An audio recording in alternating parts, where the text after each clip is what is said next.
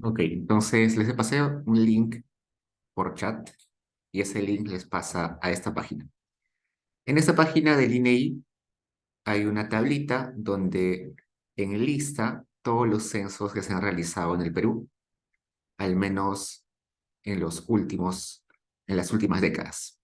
Y acá dice, tipo de censo, población y vivienda, que son los censos que usualmente se hacen domingos cada 10 o muchos más años, en los cuales nos quedamos en casa y viene un censor del INEI y nos hace una serie de preguntas, ¿no? Se ha hecho el último en el 2017, donde se aprovechó hacer un censo de población, ¿no? Para ver qué cantidad de personas éramos, cuántas, cuáles eran las características de esta población. También se aprovechó para hacer un censo de vivienda, para ver las características de las casas, los materiales predominantes de techos, paredes, pisos, cantidad de habitaciones, y se aprovechó para hacer un censo de comunidades indígenas. Entonces, esos mismos días que se levantó ese censo, se levantó de tres tipos de información: de población, de vivienda y de comunidades indígenas. El anterior censo fue 10 años antes, en el 2007, donde solamente se hizo levantamiento de información sobre población y sobre vivienda. No se hizo sobre comunidades indígenas. 2 años antes se hizo el censo del 2005, donde también solo se levantó información sobre población y vivienda. Y ustedes dirán, oye, pero desde el 2000, el último censo y el anterior, hay un periodo de tiempo de 10 años, pero con ese del 2005 solamente hay 2 años. ¿Qué pasó? Resulta que el censo del 2005, que se hizo en el gobierno de Alan García, si no me recuerdo, fue un censo que fue mal hecho. Hubo muchas deficiencias en ese censo por problemas con el catastro, con el problema de eh, personas y familias que no fueron encuestadas, que no fueron ubicadas. Entonces fue un censo muy incompleto. En teoría, un censo es el levantamiento de información de toda la población, ¿no? Entonces hay que hacerle preguntas a todos los peruanos, hay que ir a todas las casas del Perú, pero resulta que este censo se hizo tan mal, muy mal organizado, que al final hubo un montón de personas que no contestaron el censo, y por eso es que se decidió hacer el censo 2 años después, para que este censo, para subsanar eh, la falta de información de ese censo anterior. Es por eso que este censo del 2005 casi nunca se utiliza en la investigación económica. Usualmente se utiliza solamente el 2017, el 2007 o y el 2017, pero el 2005 casi nunca se utiliza porque es un censo muy mal levantado y además que en periodo está muy cerca al 2007, ¿no? Por eso se utiliza muy poco. Antes, el censo anterior a este fue el 2000, perdón, el 93, donde también se levantó información sobre población y vivienda, y mucho antes el censo del 81, donde se levantó información sobre población y vivienda. ¿Eso quiere decir que no hay censo sobre población y vivienda antes? Sí hay, solamente que no están sistematizados y fueron levantados por otras instituciones que no son necesariamente el INEI. ¿Ya? Por ejemplo, eh, hay censos inclusive en la época virreinal y en los primeros años de la República, pero son censos que están guardados no en formato digital, están en archivos administrativos, no están digitalizados y además no fueron levantados con las técnicas estadísticas de muestreo y y de seguimiento modernas. Entonces, por eso es que no se consideran acá. Acá solamente están las que han sido levantadas por el INEI y que tienen validez para hacer investigación. Otro tipo de censos están acá abajo, como el censo agropecuario, que vamos a ver la siguiente semana. El último censo agropecuario fue el 2012 y no se ha vuelto a realizar desde ese momento. Después de esto se han levantado las encuestas agropecuarias, pero no hay censos agropecuarios. Y el anterior censo agropecuario fue el 94. Hay otros censos, como el económico, que se han levantado muy pocas veces, solamente hay 5 censos económicos. Hay el censo universitario que se ha levantado una sola vez, que de verdad es muy bueno, ese censo universitario, pero fue muy costoso y por eso no se ha vuelto a financiar. Hay otros censos que se utilizan o que se levantan con más frecuencia, como el de comisarías. El de comisarías es un censo mucho más fácil y barato de realizar, por eso se hace, como se dan cuenta, cada año o cada 2 años. En el peor de los casos se hace cada 2 años, usualmente se hace cada año. Y es muy fácil porque uno ya sabe dónde están las comisarías porque están geolocalizadas. Entonces es simplemente visitar a las comisarías, levantar información, preguntar sobre la cantidad de denuncias, preguntar sobre su mobiliario, sobre su personal, sobre los servicios que realizan ahí. Es mucho más barato y más fácil. Por eso es que eh, se hace frecuentemente. Ha habido el censo de infraestructura educativa del 2013, no se ha vuelto a realizar. El censo de mercado de abastos, pero que hemos utilizado, creo, en la primera sesión. El censo pesquero y el censo de centros de investigación, que en realidad son censos que se utilizan muy poco y que además ya están muy desfasados, 2012 y el otro también es por ese periodo. El que nos interesa hoy día es este tipo de censo que es población y vivienda y vamos a utilizar el 2017. Antes de abrir la base de datos, vamos a ver algunas características. Lo primero que quiero abrir es la cédula censal. Entonces, si ustedes recuerdan, en el 2017, todos ustedes y yo nos quedamos en casa un domingo a esperar a que venga el censor, un, un enviado del INEI. Y el enviado del INEI venía con unas cartillas de esta forma. Y veamos qué nos preguntaba. Dice, sección 1, localización de la vivienda y número de hogares. Ponía el departamento, la provincia, el distrito, el centro poblado, el área, acá unos códigos sobre el área, la manzana, la dirección de la vivienda. Estos son datos sobre localización. Y acá número de hogares. En cada vivienda puede haber varios hogares, ¿no? Hay hogares, hay viviendas de varios pisos, en cada piso vive una familia. Acá nos dice, en esa vivienda, cuántos hogares habían? Digamos, 5 hogares en una vivienda. Y acá le pongo, esta cartilla en particular corresponde al hogar 1, al hogar 2, al hogar 3 de esa vivienda. Y acá nos preguntan algunas cositas. Tipo de vivienda. Puede ser casa independiente, departamento en edificio, vivienda en quinta, vivienda en casa de vecindad, que puede llamarse callejón, solar o corralón, choza o cabaña, vivienda improvisada, local no destinado para habitación humana. En caso sea vivienda colectiva, puede ser hotel, hostal, establecimiento de salud, establecimiento penitenciario, centro de protección residencial, centro de atención residencial para niños y adolescentes, conventos y monasterios, cuartel, campamento, base de Fuerzas Armadas o PNP, u otros. En caso sea otro tipo de vivienda, puede ser en la calle, es decir, indigente, sin casa, puede ser una garita, un puesto o algún lugar pequeño acondicionado para vivir. Luego, condición de ocupación de la vivienda. Puede ser ocupada o desocupada. En caso que la vivienda esté ocupada, puede tener personas presentes. Las personas pueden vivir ahí, pero quizás no hay nadie en ese momento, o simplemente es un lugar de tránsito, de uso ocasional, ¿no? Como una casa de playa. En realidad nadie vive ahí la mayoría del tiempo, solamente es de uso ocasional. Persona ausente sería que sí viven ahí frecuentemente, solamente que ese día no estaban. Y desocupadas. Va el sensor y se da cuenta que no hay nadie viviendo, quizás porque está a la venta o está en alquiler, está en construcción, está abandonada o puede ser otras causas como que esté, no sé, inhabitable, ¿no? Una vez hechas esas preguntas, van donde el jefe de hogar. Estas preguntas que se dan cuenta son preguntas que pueden, las que he mencionado, son preguntas que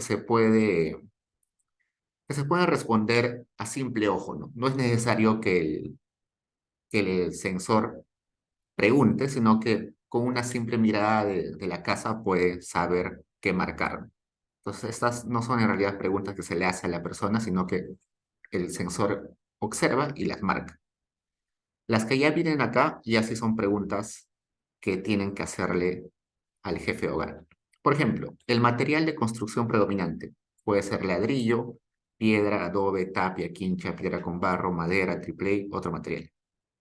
Luego, ¿cuál es el material de construcción predominante en los techos? Concreto, madera, teja, plancha, calamina, caña, triple A, estera, carrizo, paja, hoja de palma y similares. ¿Cuál es el material predominante en los pisos? Parquet, lámina asfáltico, vinílico, losetas, terrazos, cerámicos o similares, madera, cemento, tierra, otros. Estas tres preguntas son importantes porque usualmente en las investigaciones sobre vivienda se crea tres variables, una que sea piso, pero pared eh, de baja calidad, techo de baja calidad y piso de baja calidad.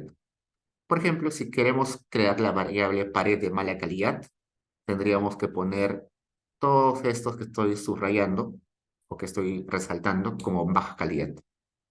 Adobe, tapia, quincha, piedra, madera, triple A. Todos esos son materiales de baja calidad de paredes. Lo que sería de buena calidad serían estos dos, el uno y el 2. En caso de techos, también puedo crear una variable que sea techos de baja calidad, que serían todos estos. Planchas de calamina, caña, triple A y paja. Estos tres se pueden considerar todavía de buena calidad. En el caso de pisos, usualmente estos tres se consideran como de buena calidad y estos siguientes de mala calidad. Esa clasificación que les estoy dando es una clasificación un poco arbitraria, que es lo que más se usa, pero eso ya depende de cómo el investigador hace la separación. Para un investigador quizás hasta acá es buena calidad, o para otro investigador solamente esto es buena calidad. Pero ya es decisión del investigador. Sigamos. El agua que utiliza la vivienda proviene principalmente de ¿qué? Red pública dentro de la vivienda, red pública fuera de la vivienda, pilón o pileta de uso público, cisterna, pozo, manantial, río o acequia. Usualmente se considera que solamente el uno es buen acceso a agua potable, porque ese uno es que tú tengas agua potable dentro de tu casa, en tus baños, en tu cocina. Este 2 es que tengas agua potable, pero fuera de la casa, ¿no? Puede ser que haya compartido por cuadras o por algunas casas eh, agua potable, un caño, pero no dentro de la casa. Entonces, usualmente solamente el uno se considera como buen acceso a agua potable. Otra pregunta. ¿La vivienda tiene servicio de agua todos los días de la semana? Y acá nos dicen que sí y no.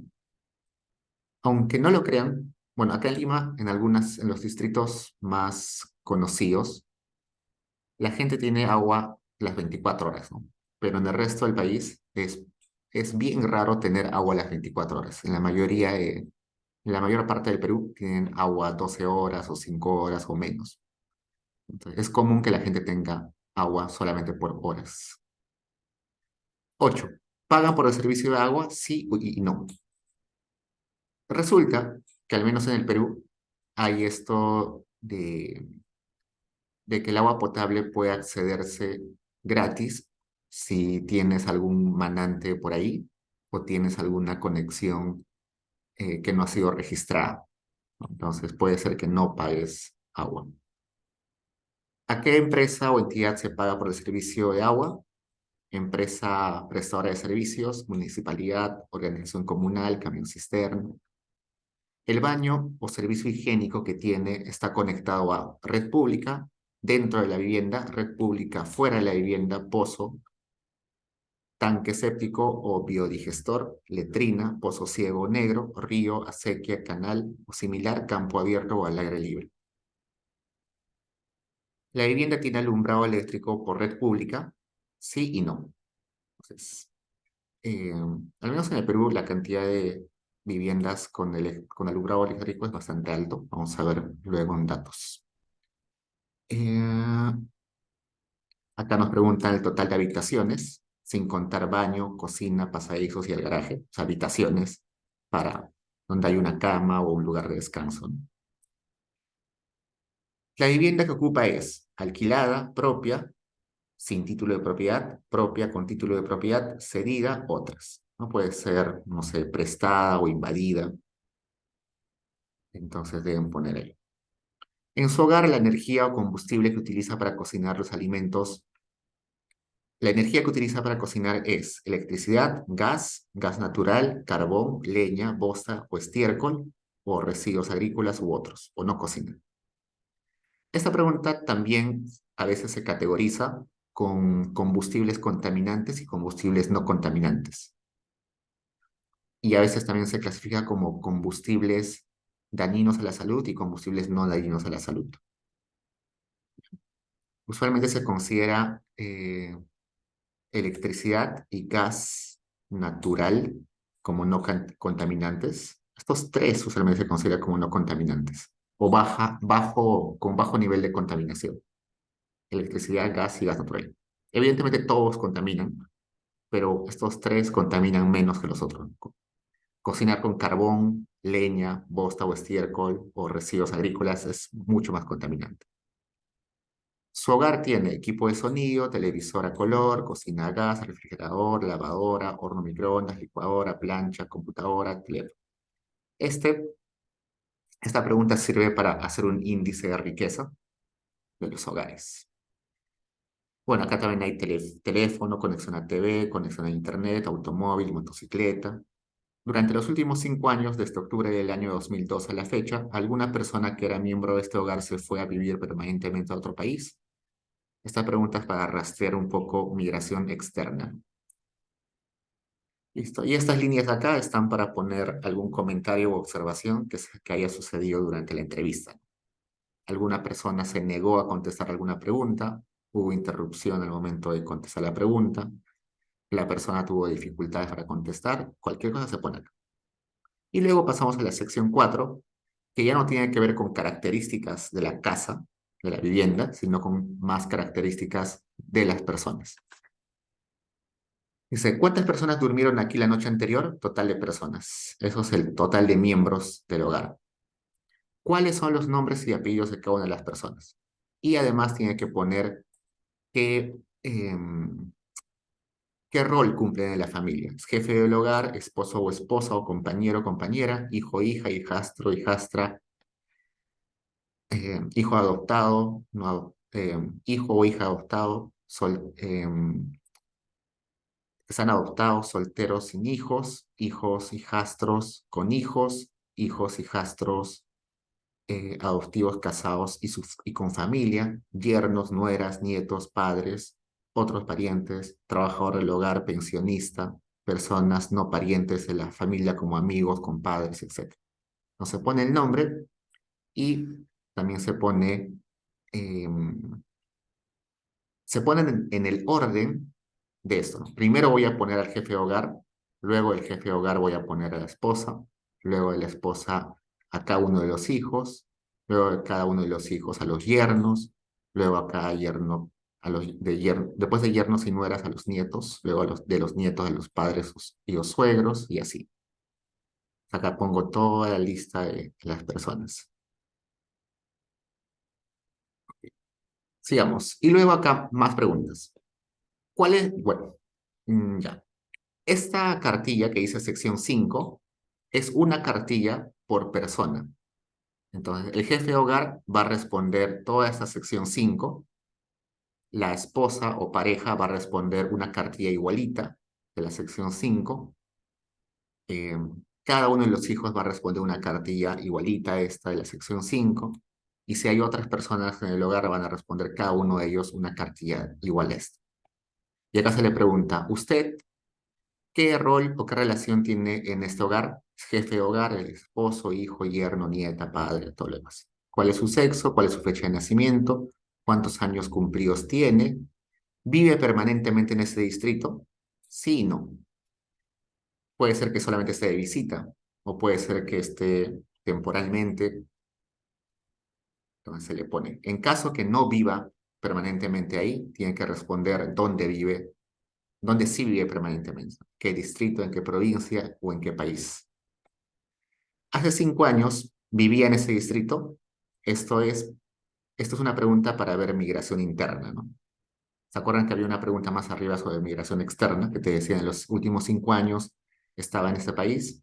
Ahora esta es una pregunta sobre migración interna, movilidad dentro del país. Luego, cuando usted nació, ¿vivía su madre en ese distrito? Sí y no, ¿no? Eh, Esta pregunta también estaba en la ENAU y es para ver sobre movilidad intergeneracional, ¿no? Si los padres han vivido en el mismo lugar que los hijos o los hijos han tenido movilidad, han migrado en ese periodo. Se encuentra afiliado a SIS, salud, seguro de Fuerzas Armadas o Policiales, seguro privado de salud, otros seguros, ninguno. Y acá se le va a hacer unas cuantas preguntas sobre limitaciones físicas. ¿Puede ver aún usando anteojos? ¿Puede oír bien? ¿Puede hablar o comunicarse bien? ¿Puede moverse o caminarse y puede usar sus brazos y piernas? ¿Puede entender o comprender? ¿Puede relacionarse con los demás por sus pensamientos, sentimientos, emociones o conductas? Esto es una pregunta sobre limitaciones permanentes físicas, ¿no? Y físicas y un poco mentales también. ¿Cuál es el número de su DNI? Acá está. Hay casos donde sobre todo personas mayores no tienen DNI. El Estado peruano desde hace algunas décadas está tratando de que todos tengan DNI, pero aún así hay todavía personas que no tienen DNI y solamente tienen partida de nacimiento. Por otro lado, hay personas que son migrantes, a veces ilegales, no tienen su documento de identidad y solamente pueden tener otro, o un carnet de extranjería, un pasaporte, una visa. Eso se pone acá también. ¿Qué más?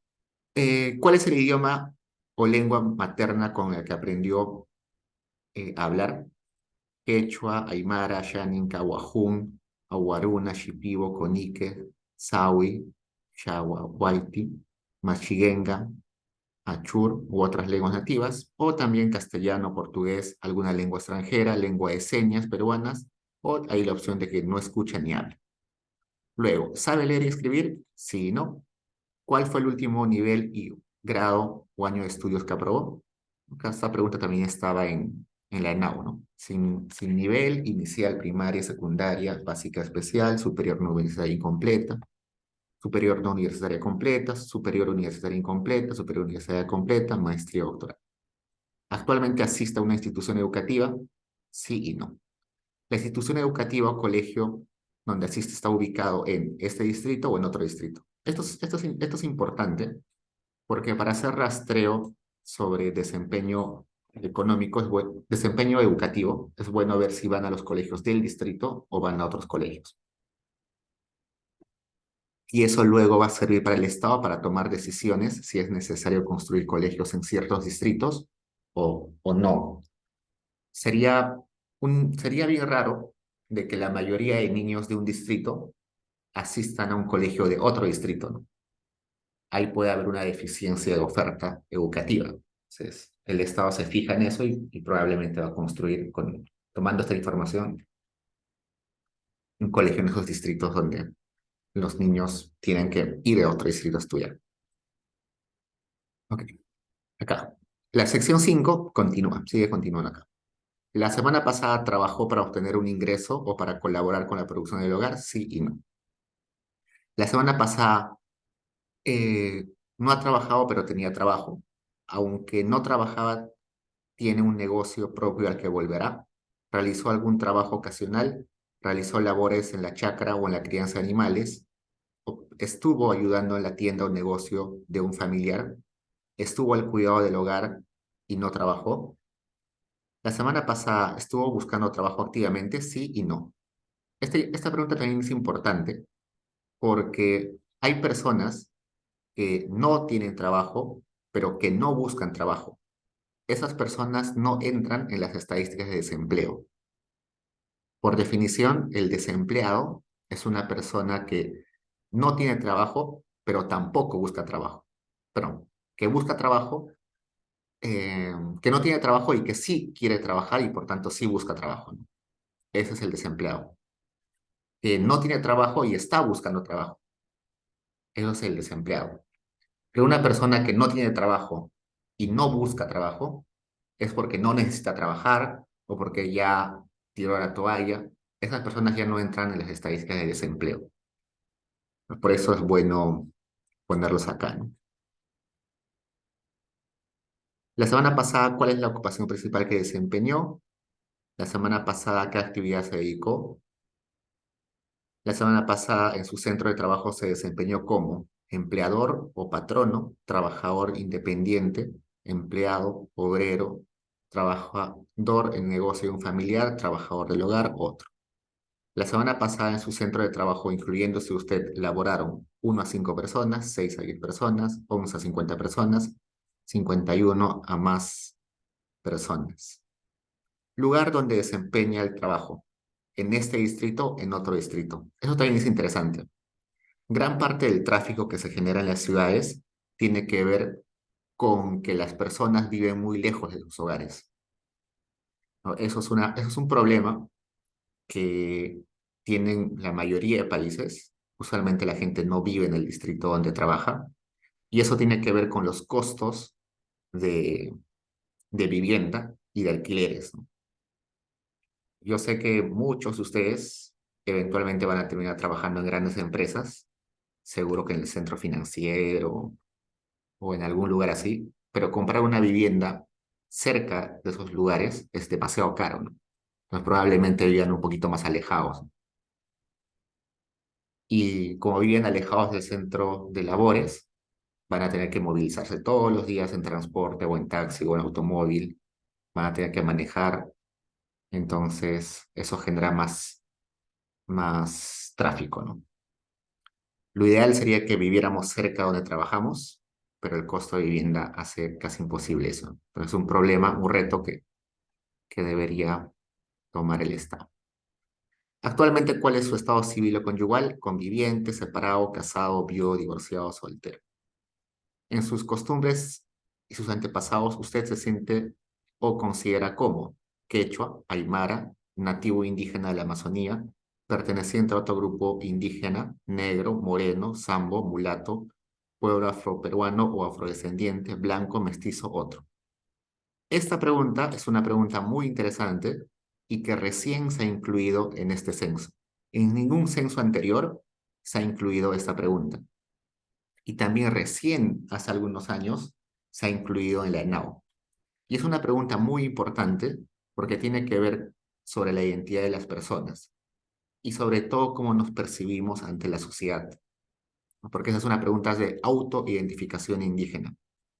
Antes, cuando hablamos de indígenas y no indígenas, utilizábamos usualmente esta pregunta que decía idioma o lengua materna.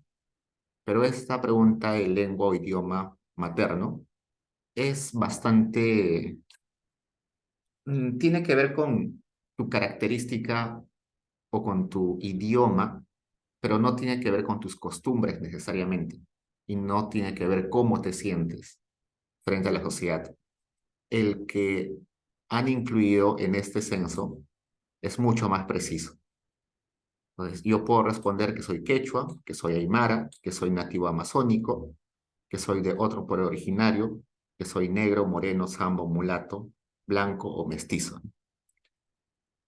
Vamos a ver luego que en la base de datos hay un montón, en la base de datos a utilizar hay un montón, creo que son más quechuas y también mestizos.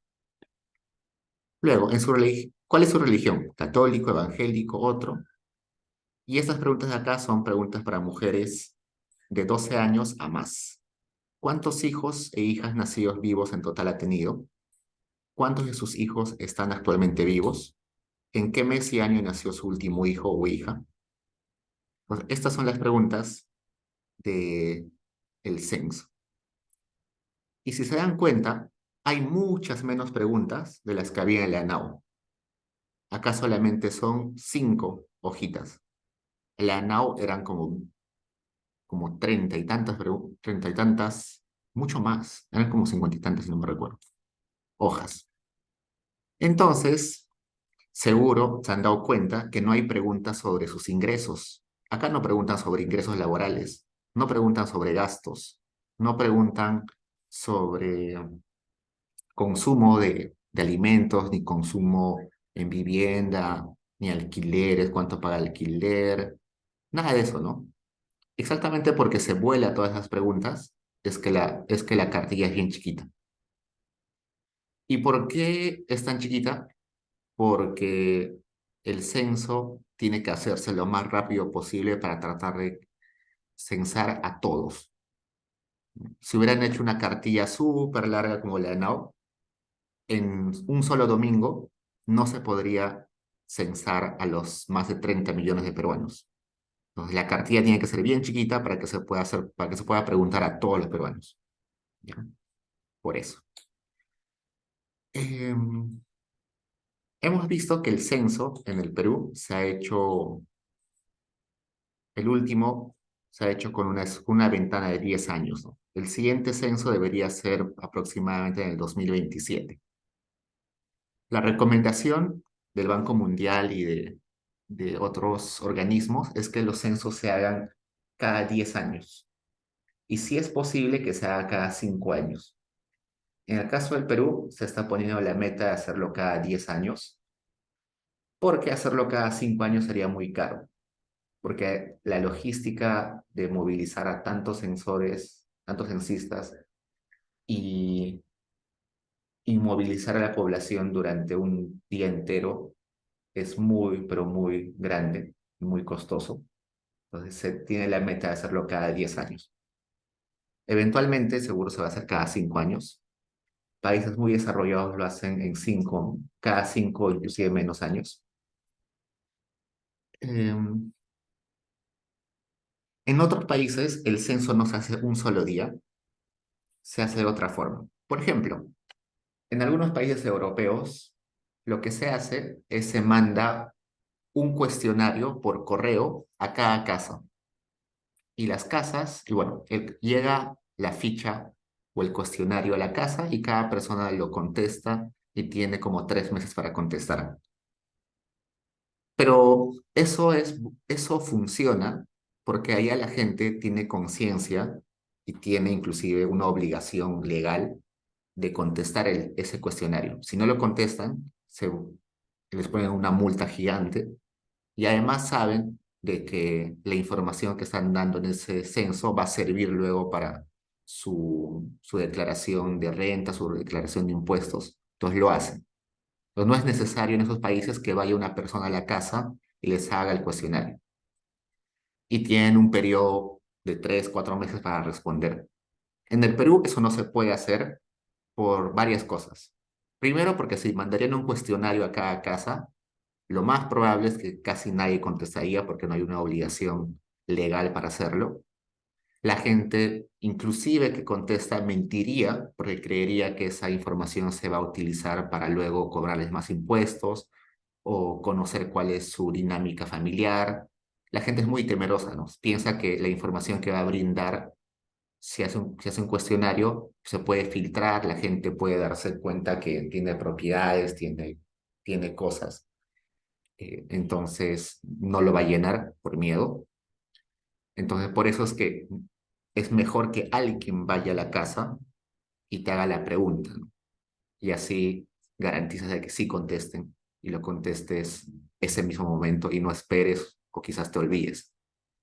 Y otra razón por la cual no se puede hacer de esa forma que se hace en Europa o en otros países es que en el Perú no tenemos un catastro muy bien establecido. Y eso tiene que ver con las viviendas informales. ¿Qué es un catastro? Un catastro es una lista de todas las viviendas que existen en cada uno de los distritos del país. Pues cada municipio tiene una lista de cuántos departamentos hay, cuántas construcciones hay, cuántos pisos tiene cada construcción, cuántas habitaciones tiene cada construcción, cuál es el metraje, cuál es la cantidad de áreas comunes, cuál es la cantidad de, cuál es los materiales que se han utilizado para construir. Y el municipio tiene toda esa información porque lo declaran las personas dueñas de las casas o porque también tienen inspectores que van y observan eh, a las casas y también porque para construir se necesita permisos.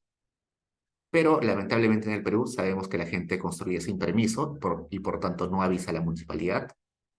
La mayoría construye sin asistencia técnica de ingenieros y arquitectos, así que no hay información sobre cómo se construye. Y hay muchos distritos, sobre todo los más pobres, que no tienen dinero para hacer ese seguimiento del listado de todas las propiedades y construcciones que hay en un distrito.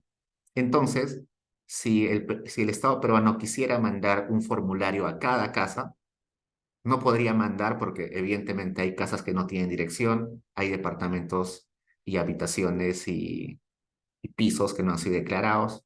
Entonces, la mejor forma de sortear y de superar esa dificultad que no hay un registro de cuántas casas, departamentos y viviendas hay es que vaya una persona y revise si existe o no existe propiedades, casas en esos lugares, ¿no? En todos los lugares. Por eso es que a nosotros nos encierran todo un día, porque tienen que hacer un mapeo con personas. Las personas, los censistas, tienen que ir y ver cuántas casas hay. Ujú. ¿Qué más? Otra pregunta que nace. Entonces, si es un censo, en teoría, en nuestra base de datos del censo deberían haber 30 y tantos millones de personas. Pero resulta que no es así. Usualmente, y esto pasa más en los sectores de altos ingresos, que no contestan las preguntas, o no contestan o no abren eh, cuando se les toca la puerta. ¿No? Ustedes seguro, lo más común que seguro han visto en sus familias o en otros, en vecinos o en familiares, amigos, que cuando dicen hay censo, dicen, ah, no me voy a quedar encerrado en mi casa, me voy a mi casa de playa. No me voy a quedar encerrado en mi casa, me voy de viaje. Y si tienes mucha plata, dices, ah, me voy de viaje al exterior. O simplemente descanso todo el día y no voy a abrir la puerta aunque me toque eh, el, el personal de INEI, ¿no?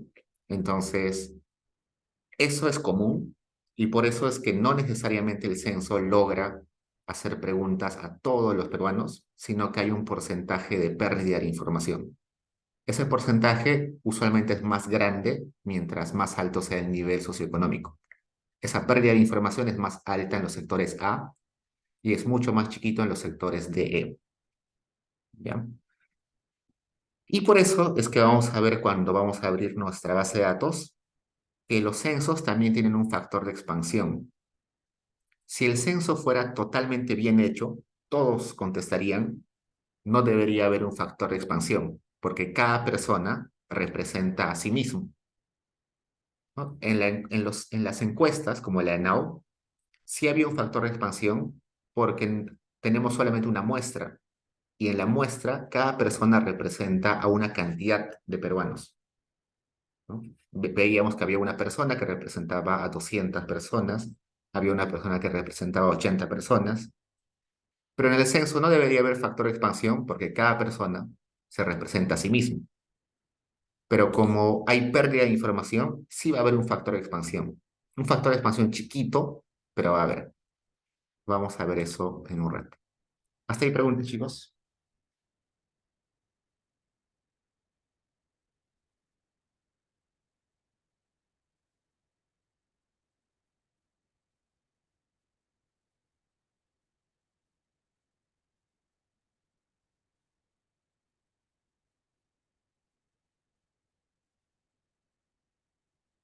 Estoy seguro que alguno por ahí ha intentado descargar el censo del 2017 o el censo del 2007 y se le ha hecho casi imposible encontrarlo en Internet.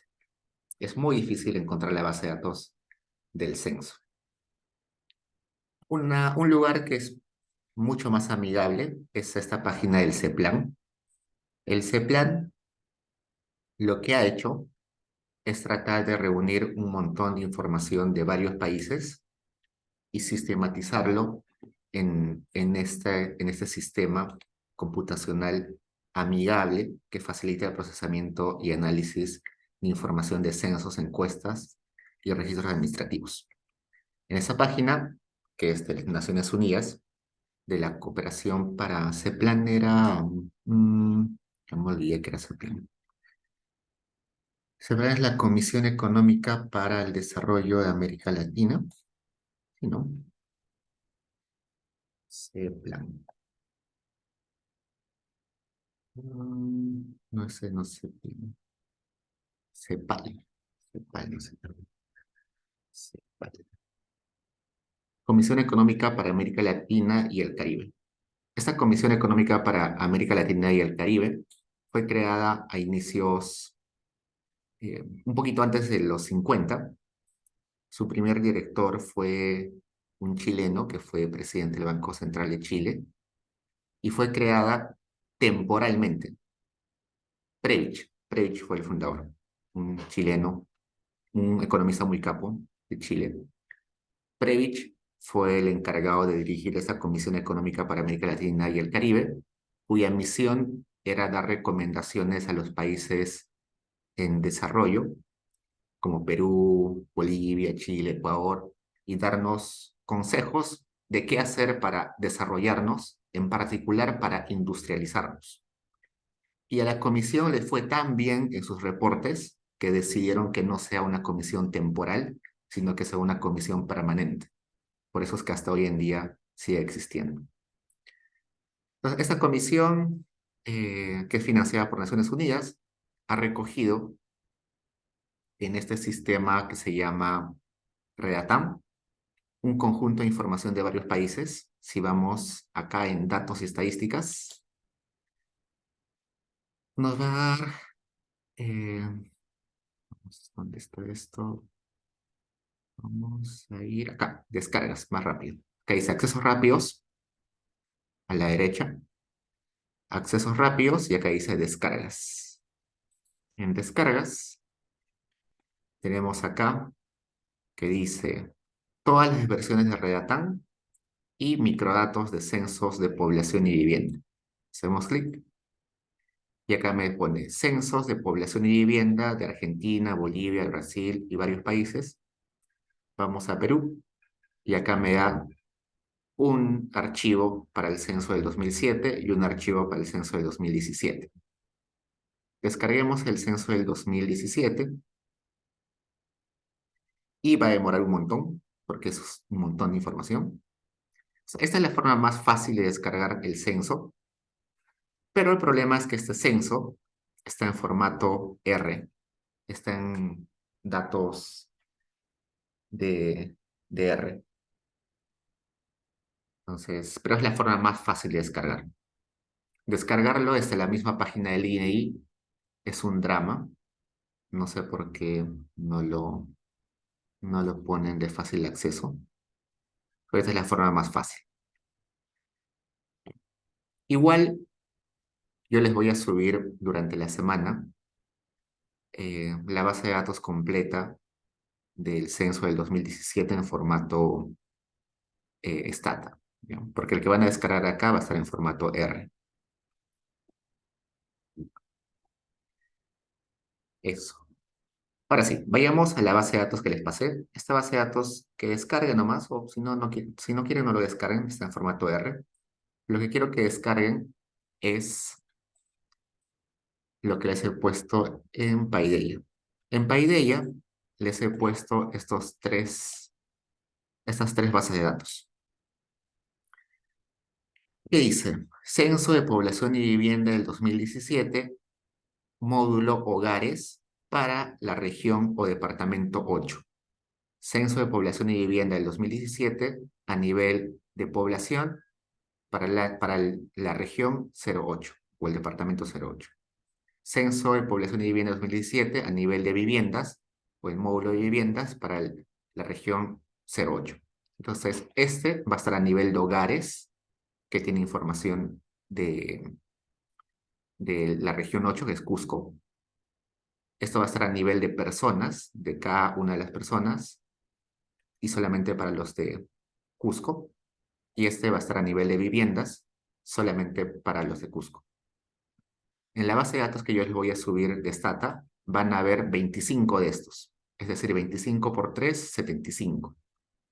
Van a haber 3 archivos para cada uno de los departamentos. Y ustedes dirán, entonces, ¿por qué lo parten así?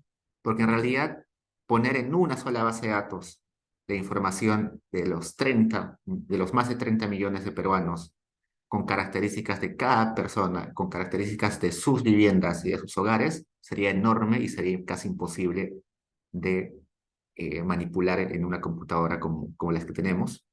Tendría que ser una supercomputadora. Por eso es que él viene partido.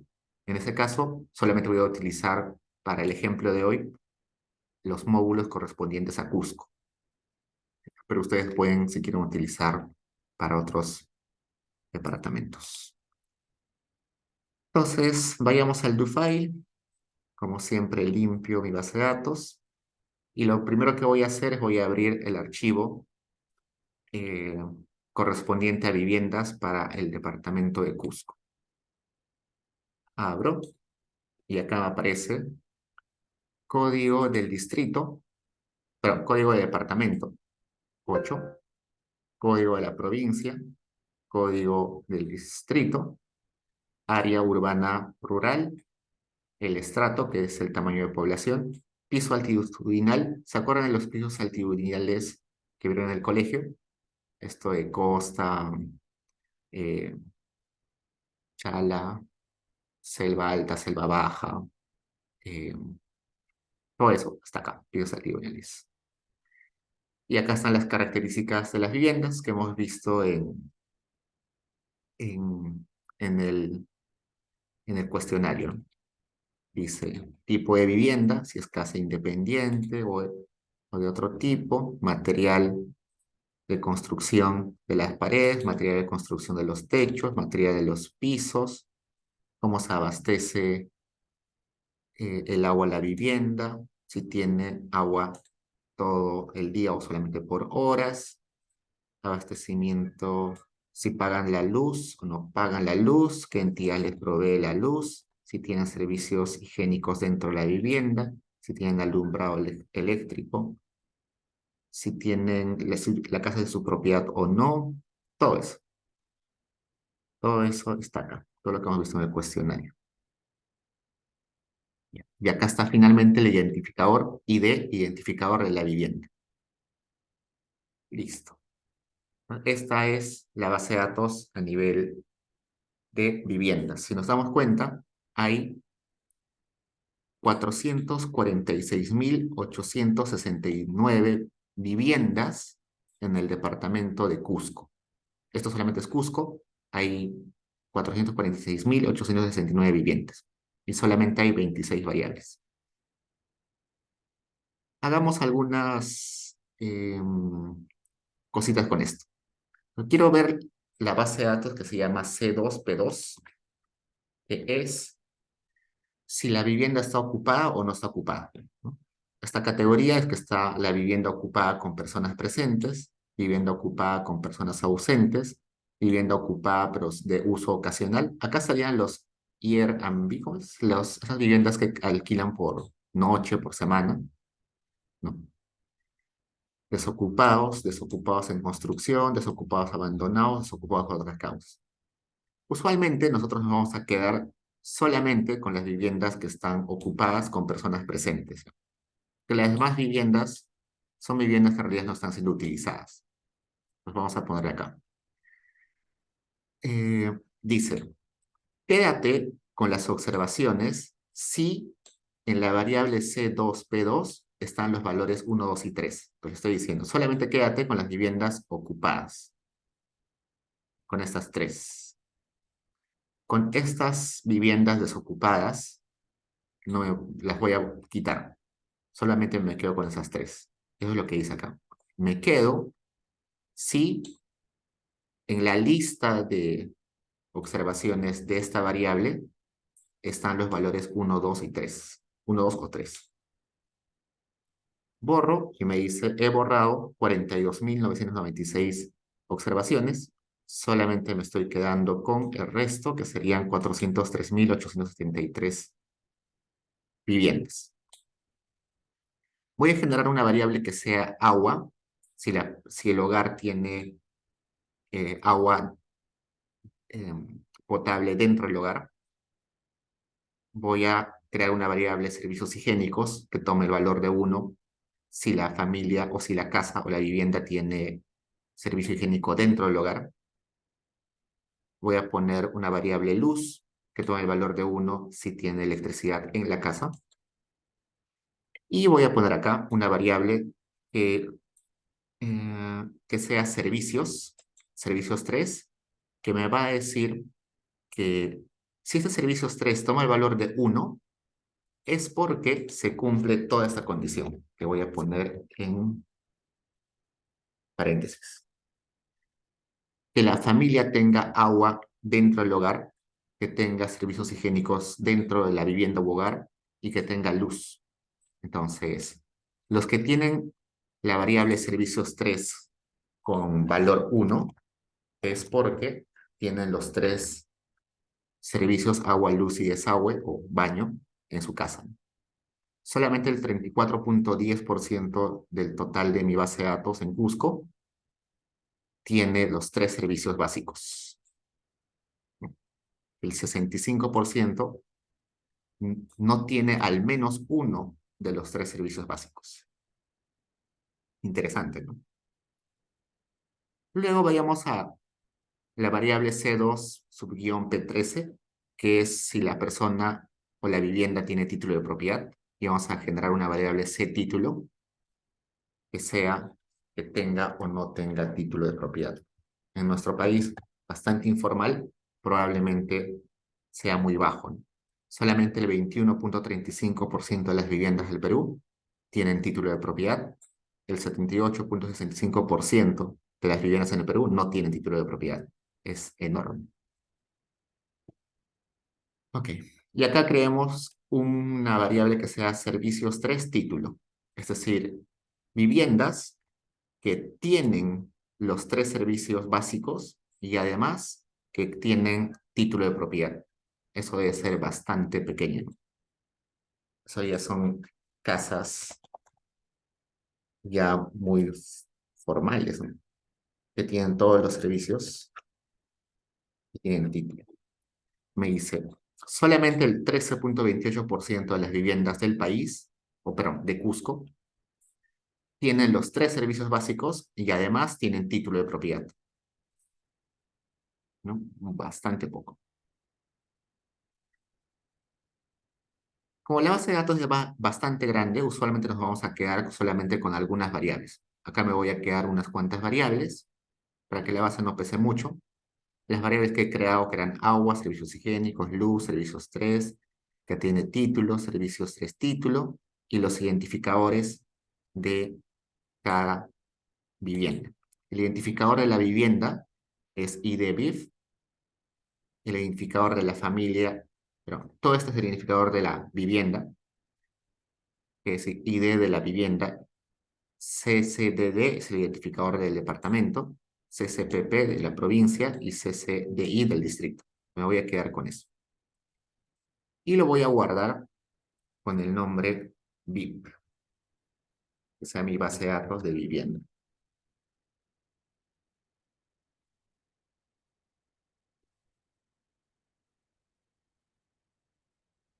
Lo guardo y voy a hacer algunos estadísticos descriptivos, ¿ya? Voy a hacer un collapse de las variables agua, servicios higiénicos, luz, servicios 3 título, servicios 3 títulos, pero esos estadísticos descriptivos lo voy a hacer a nivel de distritos. Entonces, voy acá y acá me dice, el distrito 1 de la provincia 1 del departamento de Cusco tiene 75% de viviendas con agua potable, 73% con baños dentro del hogar, 89%, casi 90% con luz dentro del hogar, el 68,5% tiene los tres servicios básicos, el 34,71% tiene título de propiedad y el 27,77% tiene los tres servicios y además título de propiedad. Esto es para el distrito 1 de la provincia 1 del departamento de Cusco. Vayamos a uno que sea extremo, que tenga muy, pero muy bajo porcentaje. Por ejemplo, este distrito 7 de la provincia 3 del departamento de Cusco, el 9% de las viviendas tiene agua potable dentro del hogar, dentro de la vivienda, 7% tiene servicios higiénicos dentro de la vivienda, 53% tiene luz, 5% tiene los tres servicios básicos, 26% tiene título y 2,64% tiene título y a la vez los tres servicios básicos. Y bien bajito, ¿no? 9% que tiene agua, es muy bajo. 7% que tiene servicios higiénicos, muy bajo. Acá es 5% que tiene los tres servicios básicos, es demasiado bajo, ¿no? Es un caso extremo.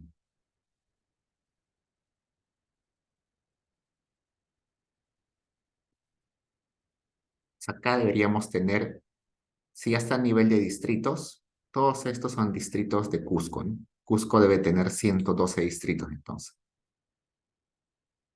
Listo. Entonces, lo vamos a dejar un rato ahí. Vayamos al otro archivo que era a nivel de hogar, ¿no?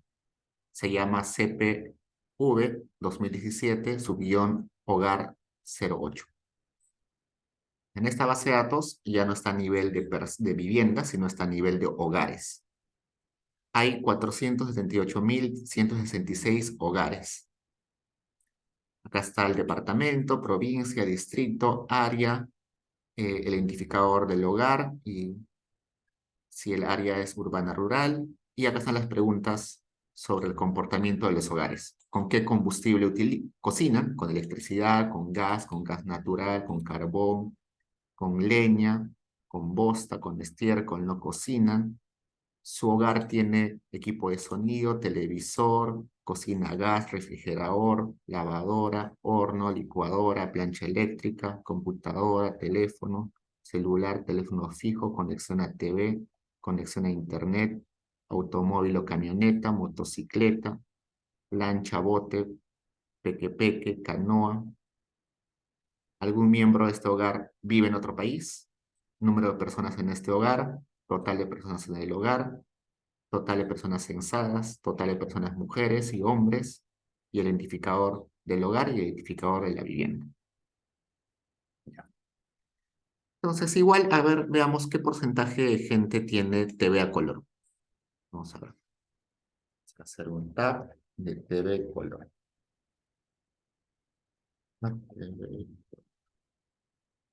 El 43,66% de los hogares de Cusco tienen TV a color. Veamos refri. ¿Cuántos hogares de Cusco tienen refri? Tab, refri. El 19,23% de los hogares de Cusco tienen refrigeradora. Y eso es bastante preocupante. En la pandemia, ustedes se dieron cuenta de que tener refrigeradora era una facilidad enorme porque uno podía hacer compras para toda la semana o para más días y poder guardarlo en su refri y no tener problemas, ¿no? Pero eso es una excepción. Usualmente en el Perú, las personas compran alimentos que van a ser consumidos ese día. Es común de que las madres de familia vayan todos los días al mercado, ¿no? Yo recuerdo muy bien que hace años veía a unos familiares del Callao que iban al mercado todos los días. ¿Por qué? Porque no tenía refrigeradora, ¿no? Y si no tienes refrigeradora, no puedes comprar carne u otros alimentos porque se malogran al toque, ¿no? Tienes que cocinarlos el mismo día. Entonces, en la pandemia eso fue un problema, ¿no? El gobierno nos decía, quédense en casa y solamente salgan a comprar una vez a la semana, a lo mucho dos, pero las familias que no tenían refrigeradora no podían hacer eso porque se malograba lo que compraban. Entonces, al menos en alimentación y salud es importante tener refrigeradoras. Y lo que vemos acá es interesante, ¿no? Hay muchos más hogares que tienen televisor a color que hogares que tienen refri. Es decir, que quizás estamos priorizando más gastar en bienes de entretenimiento que en bienes que sí pueden tener impacto en la nutrición y en la salud, ¿no? Eso es interesante. Entonces quedémonos solamente con la breve TV color, con la breve refri, con el identificador del hogar y de la familia y guardemos esa base de datos con el nombre hogar, con el nombre OK.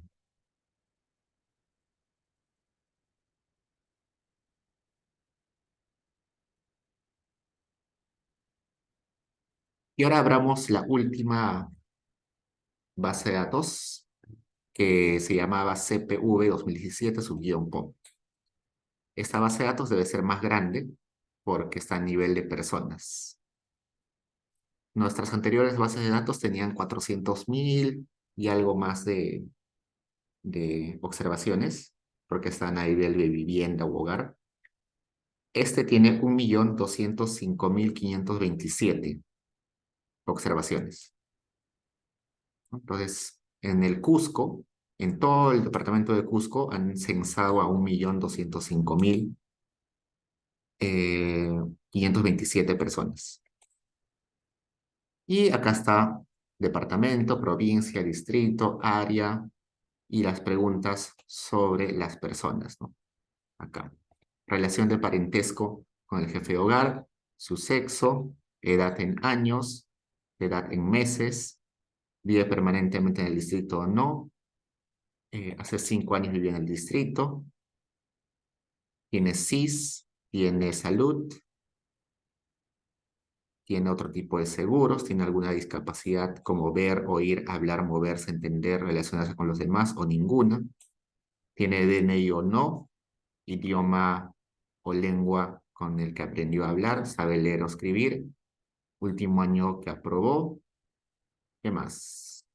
La última semana trabajaba o no, por qué no trabajaba, dónde fue su centro de labores, en este distrito o en otro, estado civil, y acá está la variable que habíamos visto que era interesante, que es la autoidentificación étnica, ¿no? Esta pregunta es, ¿cómo te consideras tú? Quechua, mestizo, aymara.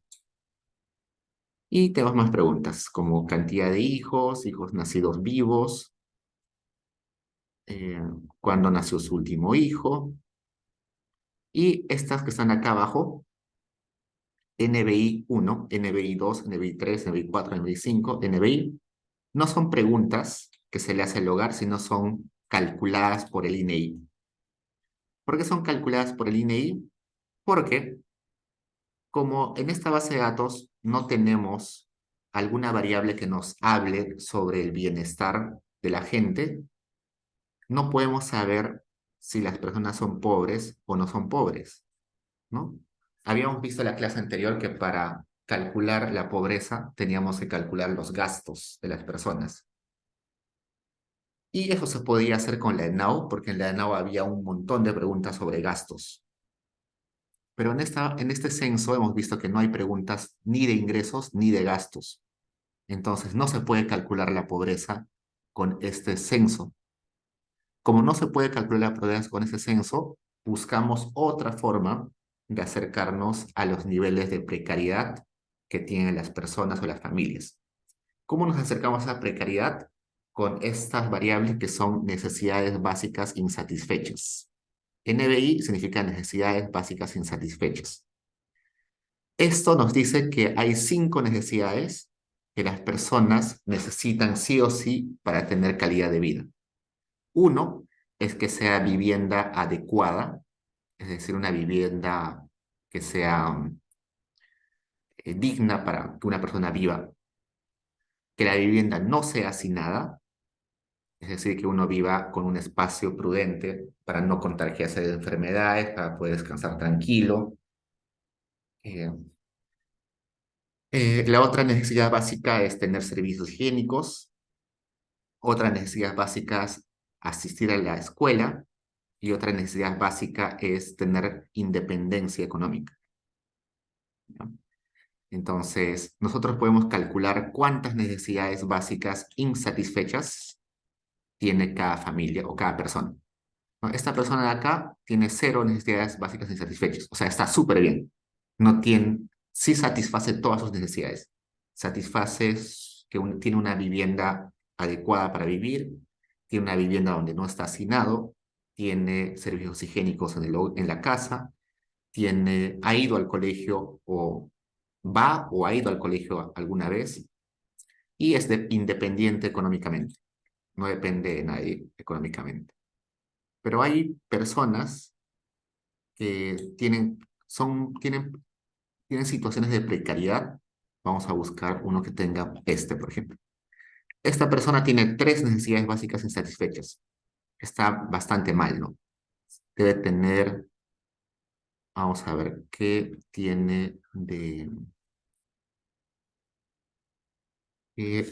necesidades insatisfechas tiene. Acá. Su vivienda sí es adecuada, pero su vivienda tiene hacinamiento. Una necesidad básica es sobre el hacinamiento de esa persona. Parece que vive en un lugar con muchas personas alrededor. Sí eh, no tiene servicios higiénicos. Esta persona no tiene servicios higiénicos. Allá van dos necesidades insatisfechas.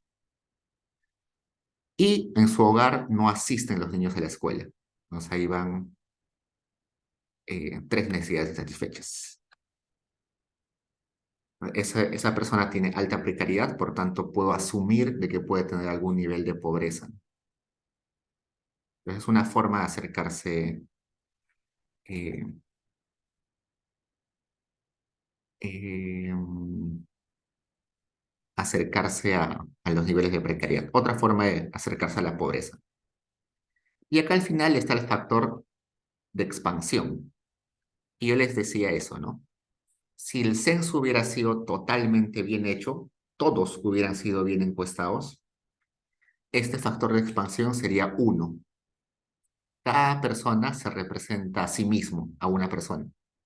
Pero acá me dice que esta persona representa 1.06, esta a 1.05, este a 1.03. Son bien pequeños, ¿no? Y todos son cercanos a 1. Y eso tiene que ver con que en realidad hay muy poca pérdida de información. Esta persona se representa a sí mismo. Un censo perfecto, todos estos serían unos.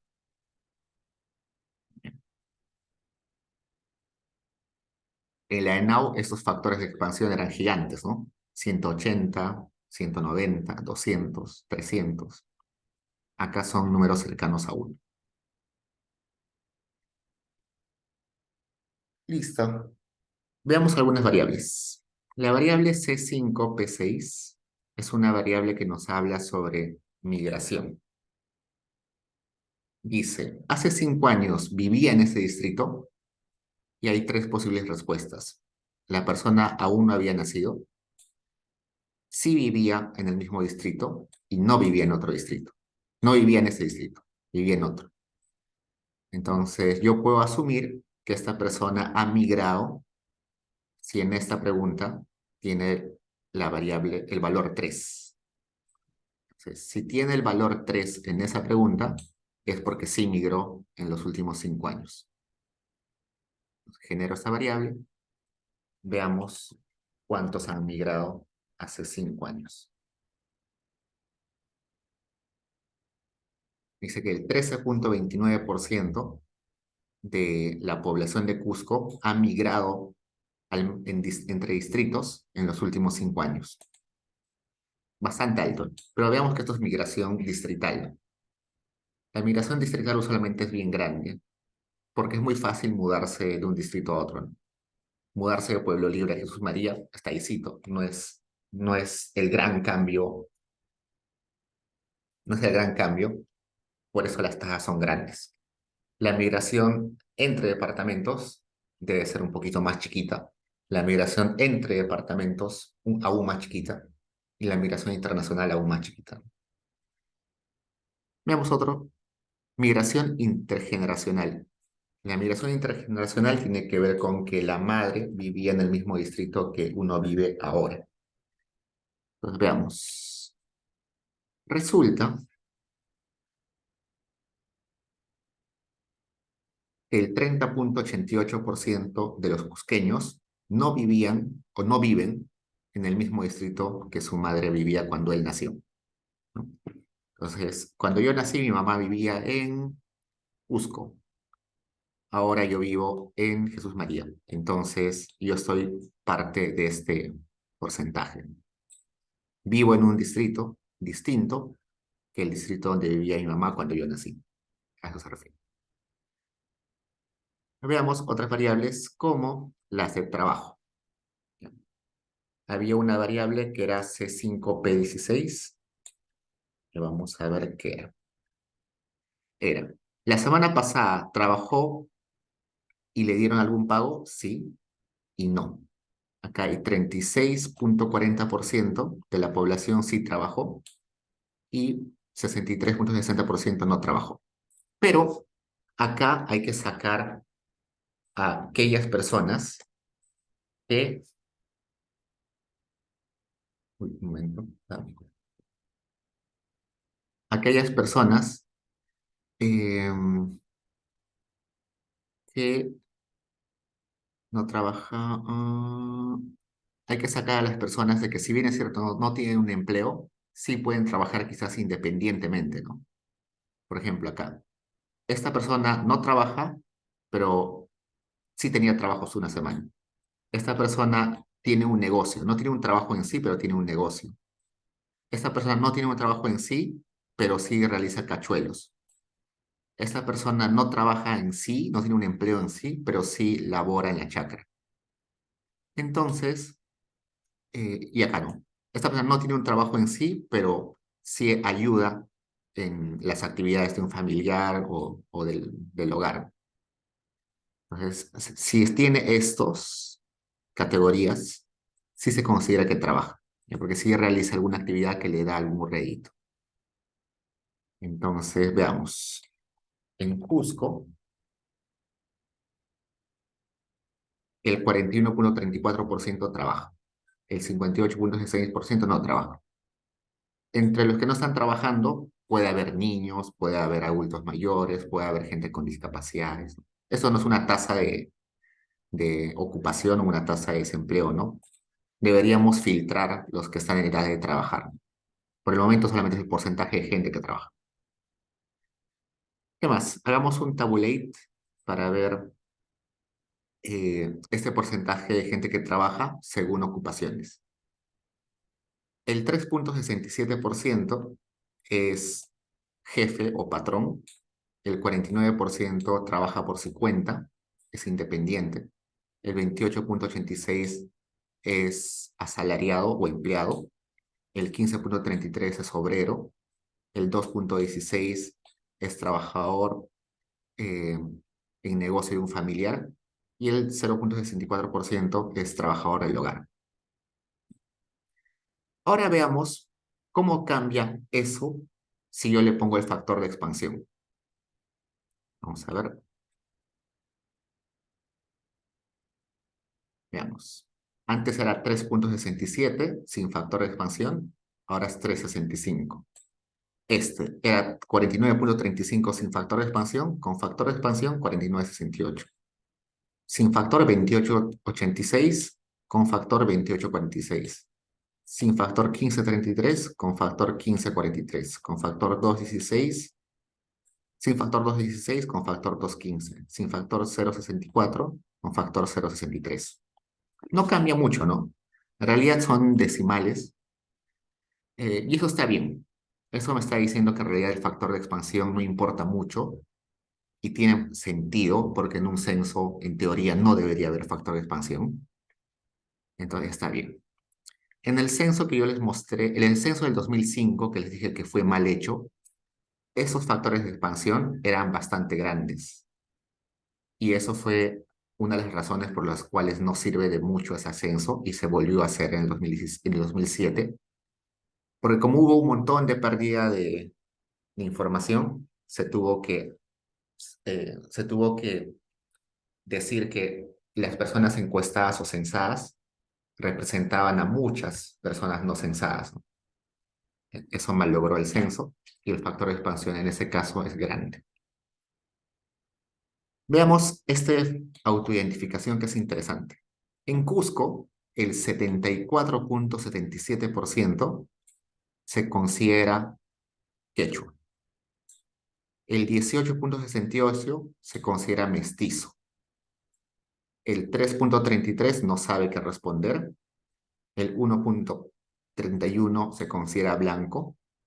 El 0,73% se considera nativo de la selva. El 0,43% se considera aymara. El 0,24% se considera negro, moreno, sambo, mulato o pueblo afrodescendiente. El 0,15% se considera nativo o indígena de otra etnia, que no está en la lista. El 0,01% se considera cholo. El 0% se considera cultura preincaica. El 0,01% se considera andino. El 0,06% se considera trigueño. El 0,01% se considera Nikkei.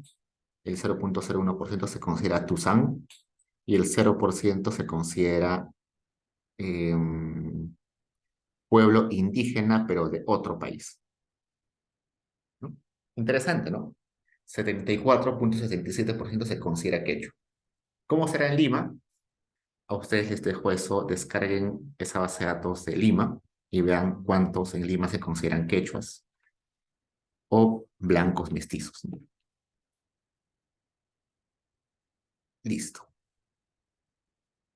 Veamos.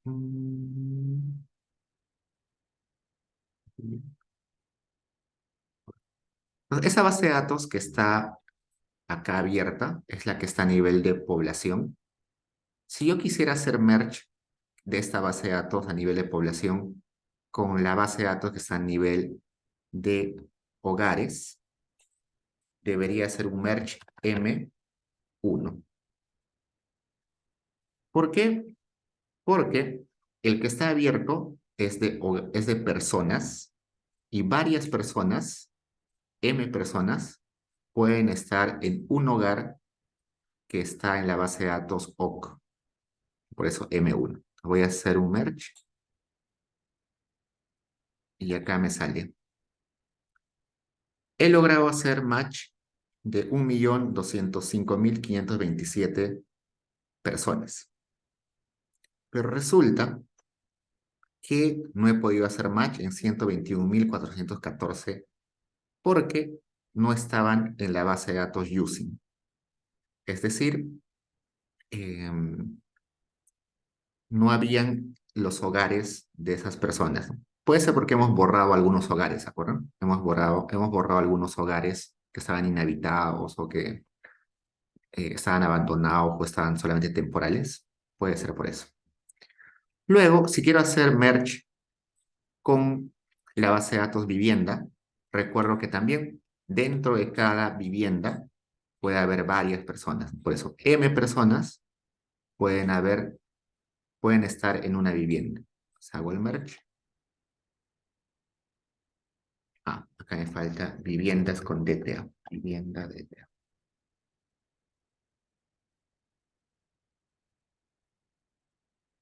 Y ya está. Finalmente me ha hecho match con esta cantidad de personas, ¿no? 1.229.170. Ya está. Y me parece que no hace match con estos, ¿no? Esos que no hacen match pueden ser porque las personas no tenían hogar. Seguro, en algunos casos puede ser porque son indigentes, ¿no? Hemos visto que hay gente que no tiene hogar y que sí se considera en el censo. Entonces, parte de ellos es por eso. También puede ser porque estaban en algún hospital o estaban en algún centro penitenciario o estaban eh, en algún lugar temporal, ¿no? Entonces, hay información sobre la persona, pero su vivienda o donde está en ese momento es un hospital, una clínica, un cuartel, una cárcel, entonces no hay información sobre esos lugares, ¿no? Y también puede ser porque no había datos sobre el hogar, ¿no? ¿Por qué? Porque quizás estaba mal codificado o la ficha no estaba completa y por eso no está digitalizado. Listo. Entonces, eso sería como para manipular datos, para manipular el censo para solamente Cusco, ¿no? Todo lo que hemos hecho es para manipular los datos del censo de Cusco. Pero si yo quisiera trabajar para todos los departamentos, desde el 1 hasta el 25, debería hacer esto 25 veces, ¿no? Pero sabemos que nosotros podemos utilizar los loops. Entonces, yo podría hacer lo siguiente. Yo podría hacer un for each y decirle, y copiar todo esto, ¿no? Copio todo esto a este for each. Acá adentro copio todo eso. Pues diría, cada vez que el valor P tome estos valores, 1, 2, 3, 4 hasta el 25, realiza todo lo que está acá, todo lo que está acá adentro. Entonces, voy a reemplazar acá. Voy a poner, en vez de 8, voy a poner P. Ya sería, en vez de 8, P con con sus, con estos simbolitos, ¿no? ¿Cómo sé que debe cambiar? Claro, sí. Como era vivienda 1, 2, 3, 4, 5 hasta 25, cambia KP. ¿Qué más? Debo buscar acá. Cada vez que aparezca el código del departamento, tengo que ponerle SP. Acá también aparece el código del departamento, le pongo el P. Acá aparece el código del departamento, le pongo el P. Y ya está. Bueno, acá al guardar las nuevas bases de datos, les puedo poner también el código de P, por ejemplo acá, que guarde esta base de datos como vivienda con el código del departamento. Que guarde esta base de datos de hogar con el nombre OC y con el código del departamento. Y acá abajo que cuando haga el merge utilice esos bases de hogar con el código del departamento y viene con el código del departamento y que guarde la base de datos final como rec o de eh, región 08, algo así. Región 01, 02, 03, dependiendo del departamento, y que lo guarde, ¿no? Y luego, una vez que hace todo esto va a repetir 25 veces, ¿no? 25 veces, una vez por cada departamento. Puedo juntar esa base de datos de cada departamento de uno solo haciendo append. Append. Y así tendré una base de datos enorme con los más de 30 millones de peruanos, pero que seguro va a ser muy pesada, ¿no? Pero si a alguno se le ocurre o quiere hacer eso. Hasta ahí preguntas, chicos.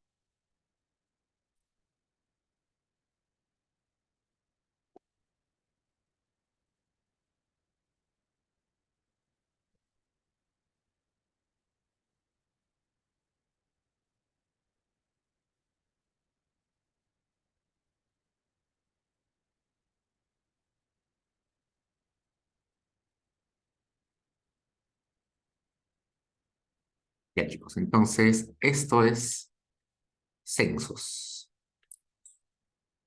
Probablemente para su trabajo final va a ser sobre censos. ¿Ya? Así que este DoFi les va a servir, se les va a servir un montón. Ahora, en este tiempo que nos queda, quiero hablarles rápidamente sobre el mapa de pobreza. Vamos a ir acá, INEI, microdatos. Voy a abrir esto, consulta por encuestas. Y acá voy a poner mapa de pobreza. No, seguro ustedes se han preguntado por qué el INEI tiene su mapita de pobreza a nivel de distritos y a nivel de provincias, pero ¿cómo lo hacen? Si con la ENAU yo no puedo calcular la pobreza distrital ni la pobreza provincial, porque la ENAU no tiene inferencia distrital ni provincial, entonces no puedo calcular pobreza con la ENAU a nivel de provincia y distritos. Y con el censo tampoco puedo, porque en el censo no hay preguntas sobre ingresos ni sobre gastos. Entonces, ¿cómo calculan el INEI la pobreza distrital? ¿Cómo hacen este mapa donde la tonalidad naranja más oscura quiere decir más pobres y donde las tonalidades más claras quieren decir distritos menos pobres? ¿Cómo? En ese documento, el INEI les explica que se puede juntar información de censos, de ENAUS y de otras fuentes administrativas para hacer ese cálculo. Vamos a ver qué es lo que utiliza nuestro amigo INEI. Vamos a poner, dice, fuentes de información. Utiliza el Censo de Población y Vivienda del 2017, utiliza las ENAUS del 2017 y 2018 y otras fuentes. Vamos a ver qué fuentes. Vamos a ver página 16. ¿Qué fuentes? Utiliza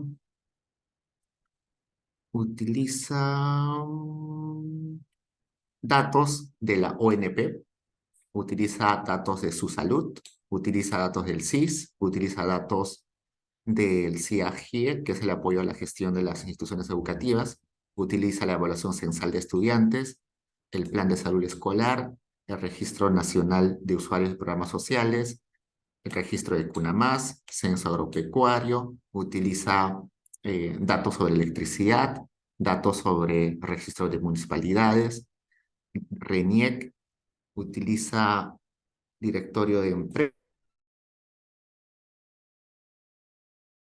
utiliza datos sobre PRONAVEC, sobre saneamiento, censo escolar, denuncias policiales, datos sobre energía o SINERMIN, censo penitenciario, y utiliza el mapa de pobreza anterior, que era el 2013.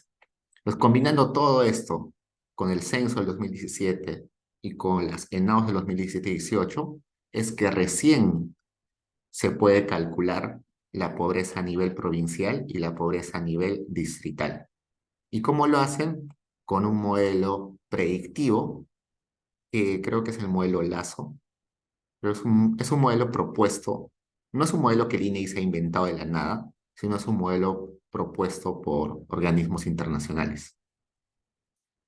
Y hacen una estimación interesante y acá calculan la pobreza por cada distrito. Pero algo interesante que pueden ver acá es esto, que ellos no pueden calcular la pobreza exacta. Acá hay un intervalo de confianza de la pobreza. Nos está diciendo, en realidad, a ver, este creo que no es el de pobreza, este es, ajá, acá dice.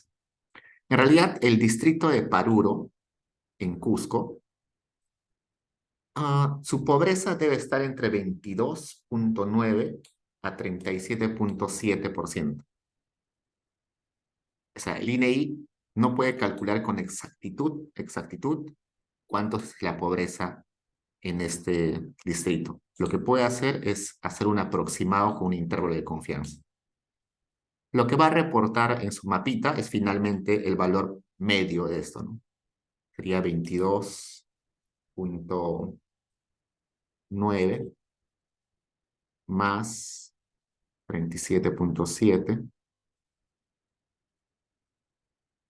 entre 2, 30.3. La pobreza en ese distrito es 30.3. Y así va a ser para todos los distritos. Y finalmente, acá saca el mapa de pobreza a nivel de provincias. Y luego, más abajo, debe estar el mapa de pobreza a nivel de distritos. Esa es variación. Vamos a ver más abajo.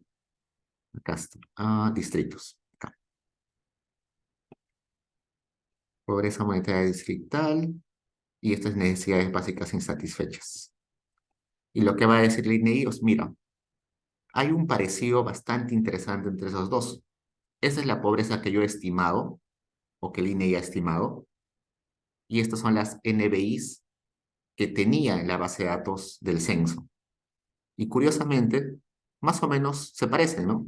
Los lugares más oscuros están por acá, están por la sierra, están acá aglomerados. Entonces, sí, en realidad, ambas variables, NBIs con pobreza, tienen cierta relación. Y bueno, acá en los anexos les va a explicar todo el modelo y les van a dar los cálculos, ¿no? Y bueno, si alguien tiene mucha curiosidad cómo se hace esto, el INEI publica la base de datos y publica algunos códigos. Se van acá a microdatos, en encuesta se van a mapa de pobreza que está acá abajo, y acá está el mapa de pobreza del 2018 y 2003. ¿Eso quiere decir que no hay mapas de pobreza antes? Sí hay. Hay el mapa de pobreza del 2009, creo que ya no hay más, solo 2009, pero los datos no están acá, están en los archivos, hay que pedirlos. 2018 es el último mapa de pobreza. Se dan cuenta que es 2018, pero han utilizado información en 2017. Acá le ponen el año de publicación en realidad. Y acá está separado por todos los departamentos del Perú. Yo me voy, por ejemplo, a Cusco. Y cuando pongo Cusco me salen 3 módulos.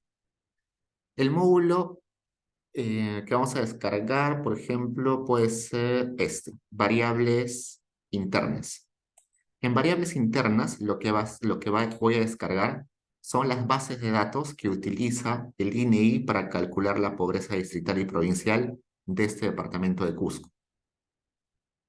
Y no es sorpresa que acá vamos a encontrar al censo del 2017. Acá está. Este CPV, sub-08, es el censo para Cusco, la base de datos del censo de Cusco.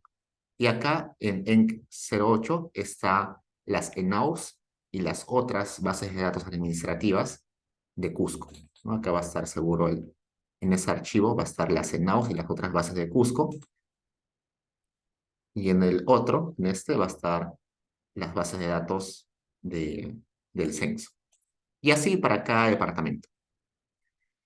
Entonces, estas son las bases que se utilizan. Luego, nuestro amigo va a hacer del INEI va a hacer una simulación. Acá pueden descargar la base y el código que utilizan. Y finalmente, con eso van a predecir la pobreza. Si alguien tiene mucha curiosidad, puede descargar y correr los códigos que están ahí. Esperemos que descarguen.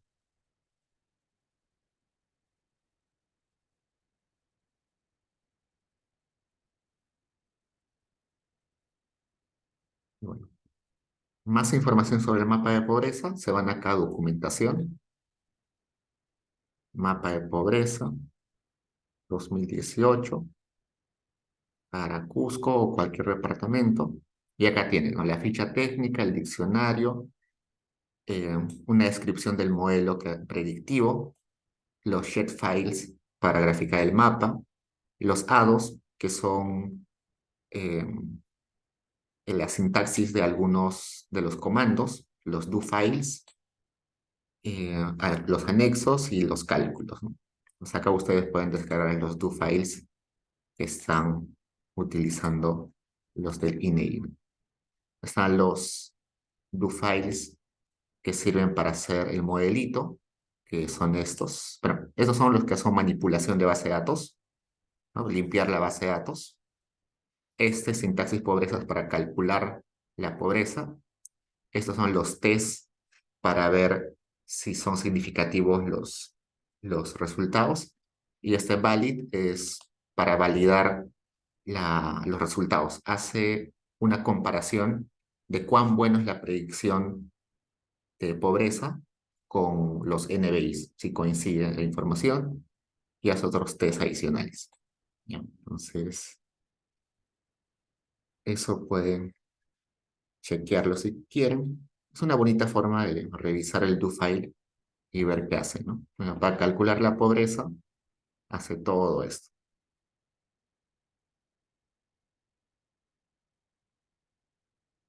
Entonces, alguien que le interese puede chequearlo. Pregunta, chicos.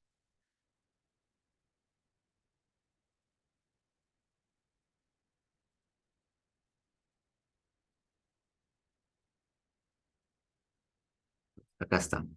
Yo les decía de que la metodología era Lazo, ¿no? Acá está el archivo R de esa metodología. Es una metodología en realidad muy buena. Es uno de los métodos que se ha desarrollado con más rapidez en los últimos años. Ok, pregunta, chicos.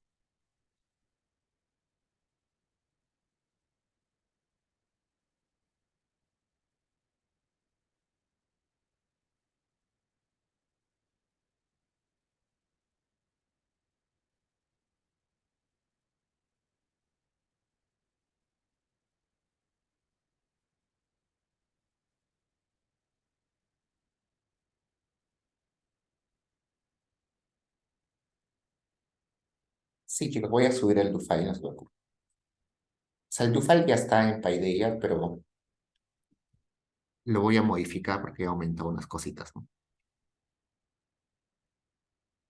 Ok, chicos. Sí, me quedo un rato después. Ok, chicos, me quedo un rato si alguien tiene preguntas. Si no, ya terminamos el caso. Nos vemos. Buen fin de semana. Dame un segundo, dame un segundo.